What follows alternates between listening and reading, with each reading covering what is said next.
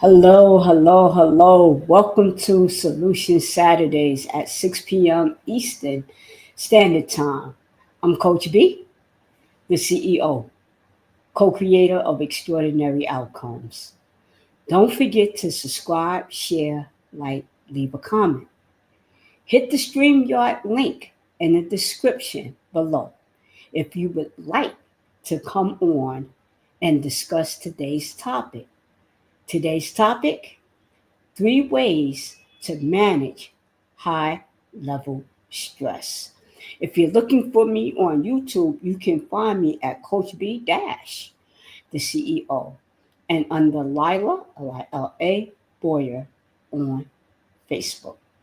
And again, welcome to Saturday Solutions at 6 o'clock p.m. Eastern Standard Time. Today's topic: 3 ways to manage high level stress. When we think about stress, is there a low level stress, a medium level stress, a high level stress? The answer is yes. So, I'm going to take these earplugs out because I believe that you can still hear me without them. So, high level stress is you have multiple projects, scenarios, situations going on in your life at one time.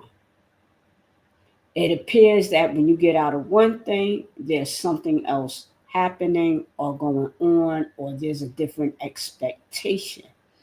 When we say low level stress, we're talking about, oh, I tipped over a glass of milk and I'm going to run a little behind today because I need to clean up the milk before I leave my home. That's low level. Medium level stress is the day to day things that happen. Maybe the child is acting up in school. Maybe you're going through something in your relationship, but it needs to be addressed. It needs to be dealt with. And sometimes what can happen is that mid-level stress, it gets put off, it gets delayed and being dealt with. When we don't deal with stress head on or acknowledge that it exists, what happens is the stress builds up and it becomes high level stress. Again, when we don't deal with stress at a certain level, it then becomes high level stress. Why? Because there are different things being added on to the original stress. And remember, it wasn't dealt with. So now there's a pile, if you will, a pile of stressful items, situations, or circumstances that are what? Piling up. So for instance, if a glass of milk spills and I don't pick it up, and I don't have anyone else in the house, no harm, no foul. But let's say the glass of milk spills, the glass breaks, I have children in the house, I have pets in the house, and I don't address it. The pets can't address it. The children, if they're very young, they can't address it, so it's there. But now what's the problem?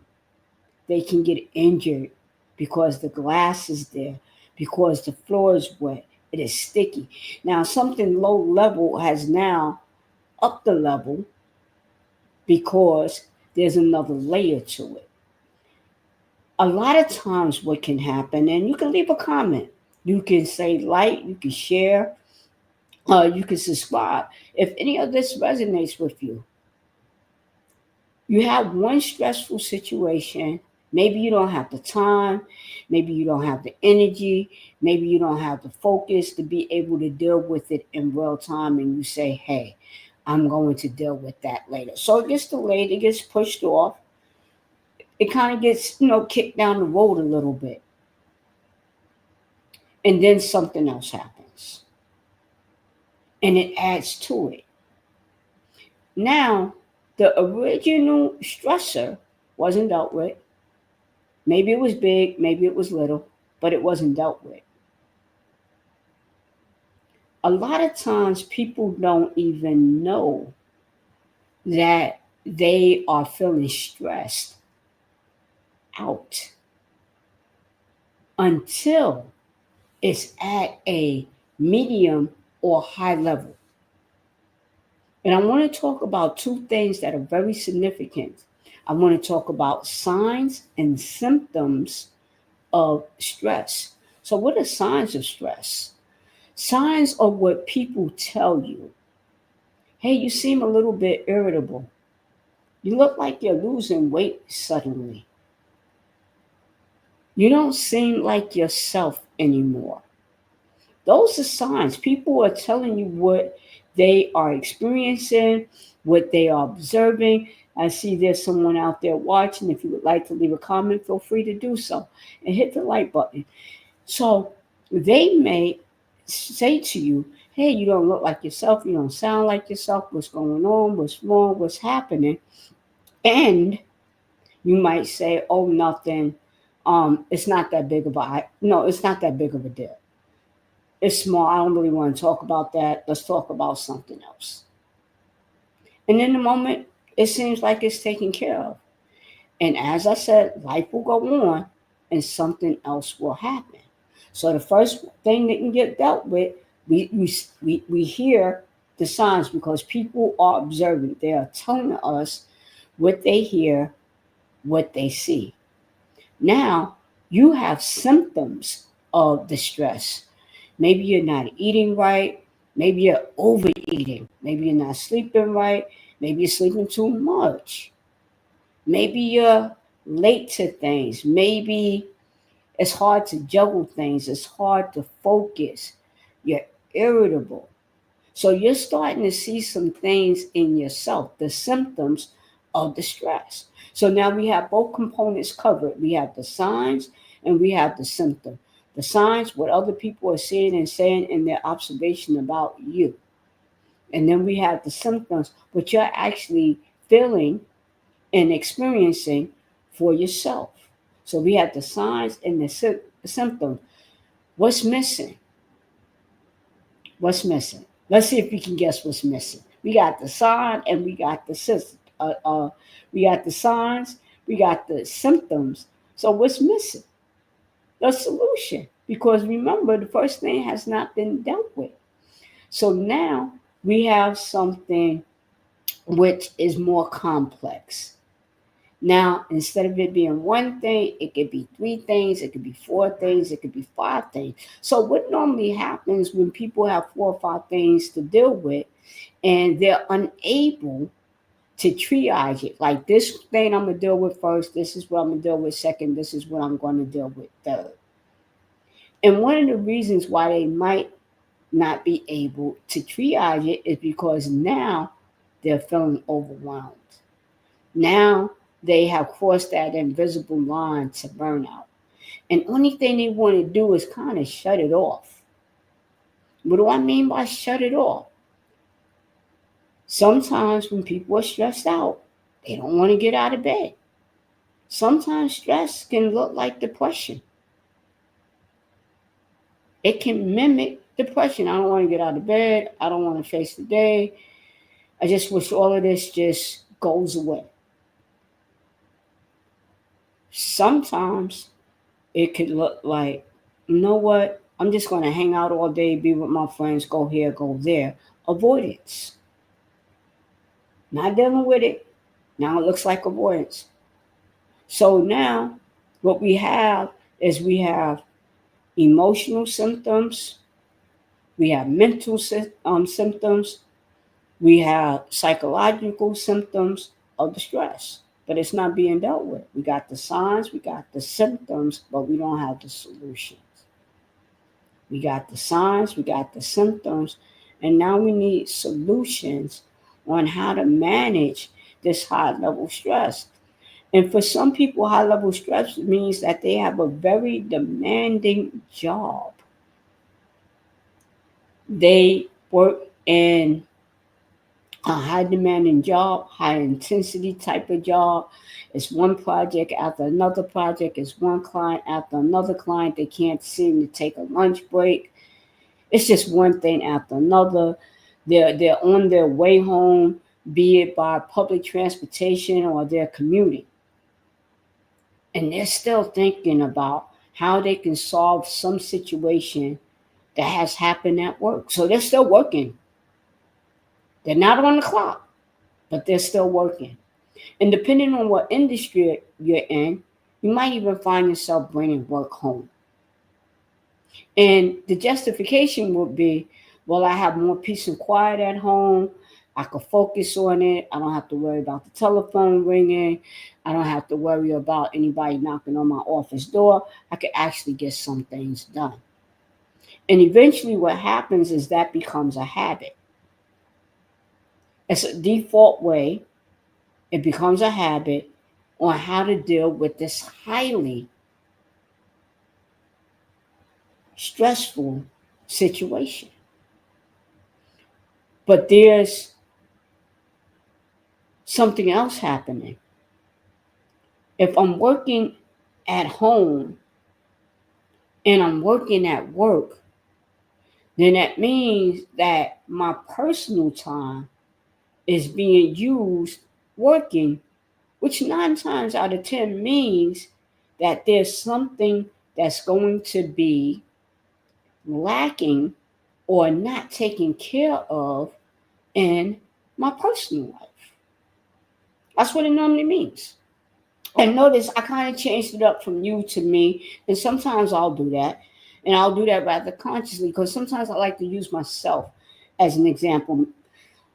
Sometimes people don't want to own up to certain things for themselves. So it's easy for me to use myself. So back to what I was saying. So normally what happens is when people are working like that, something is missing in their personal life. Something is going to be impacted. You can't be in two places at one time. You can bring your work home all you want, but whatever needs to be done at home is not getting done. Maybe the children are not getting enough of your attention, or they're not getting your undivided attention. Maybe the laundry is building up. Maybe you're eating out more, you're spending more money. There's something that's going to be impacted by this way of superficially dealing with this high stress. So, this is where the solutions come in. You might say, Coach B, yeah, let's get to the 3 solutions. Well, number 1 is, do you know when you're stressed? Like, what are your telltale signs of when you're stressed? I mentioned some that people may have. Some people may overeat, undereat, sleep more, sleep less, avoid different responsibilities. Some may slip into depression. How do you know when you're stressed? Are you argumentative? Are you irritable? Do you know when you are stressed? That's number 1. Let's identify, yeah, I'm stressed. Do you take the time, the adequate time, to deal with the stress appropriately? And what do I mean by that? Not kind of shoving it under the rug, like I'll get to that later. It's not that important. I'll get to that next weekend. Do you have a method, a strategy on how to deal with stress when it comes up in the moment that is healthy? So, 1, we want to identify what's causing the stress. Number 2, what's our method or strategy to deal with it in a healthy way? And then, number 3, implementing that method or strategy to manage the stress. I can almost guarantee you that if you don't manage the stress will manage you. If you don't manage the stress, I can guarantee you that the stress will manage you. I have years of experience of working with people who have been stressed out, burnt out to the point where it has affected their health, their relationship, their finances, their self esteem. I've seen it, I witnessed it, I've worked with people through it. So if your default method of dealing with stress is, I'll get to it later, it's not a big deal, I'll just do some other thing besides address it. As I said, I can almost guarantee you that if you don't manage the stress, if you don't manage the stress will undoubtedly manage you. It can impact your health, that be physical health, mental health. It can cost you money. And what do I mean that it can cost you money? I've seen people who have had to take a leave of absence from the job because they were stressed, they were burnt out, they couldn't perform, they couldn't do their job. And for some people, we could talk about the high blood pressure. We could talk about how stress can offset other medical issues. And I've seen people take a leave of absence for mental health and for physical health. And the underlying reason was stress. They took care of everything and everyone else. Well, I got to do this. I need to do that. I got to do this. I need to do that.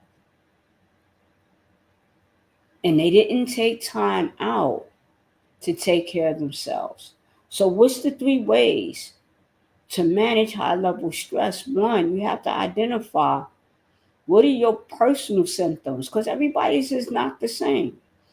As I said, some people might oversleep, some people might undersleep, can't get enough sleep, insomnia. Some people may gain weight, some people might lose weight. Some people might become irritable. Some people might get irritable bowel syndrome. People get diarrhea or constipation, all kinds of things. Why? Because they're not eating right. As it relates to the stomach, digestion, they may become more argumentative, irritable. That impacts relationships. So again, let's identify what's the cause of stress. What are my own personal symptoms of stress? And even if I don't recognize it for myself right away, what are other people saying around me? And am I paying attention to what they're saying? Girl, you don't seem like yourself. What you stressed about? Why you sound like that? What's going on with you? Are we paying attention to the little things, the signs that people are giving us that we are stressed out? And I would like to let you know that by the time you get to high level stress, more than likely you're burnt out. More than likely you're burnt out because the original stress was not dealt with. What's the third thing? So we want to first identify it. 2, we want to have a strategy, a method that we can put in place in real time to manage the stress. It could be go for a walk. It could be deep breathing. It could be drink some water. Those are immediate things that you could do right then and there. It could be don't bring the work home. It could be not trying to do 10 things at one time. It could be, you know what, giving yourself a hug. It could be asking someone for help and not trying to do every doggone thing by yourself. Whatever the method is, whatever the strategy is, let's make sure it's not your default strategy of avoidance. And then lastly, once you identify it, implement it, and stay with it long enough for the stress to what? Subside. We are going to have some stresses, but when we're at a high level of stress, chances are we are burnt out. Again, if you don't manage the stress will manage you one way or the other. Thank you for being a part of Solution Saturdays at 6 p.m. with me, Coach B, the CEO, co-creator of Extraordinary Outcome. Don't forget to subscribe, share, like, leave a comment, and I'll see you next Saturday.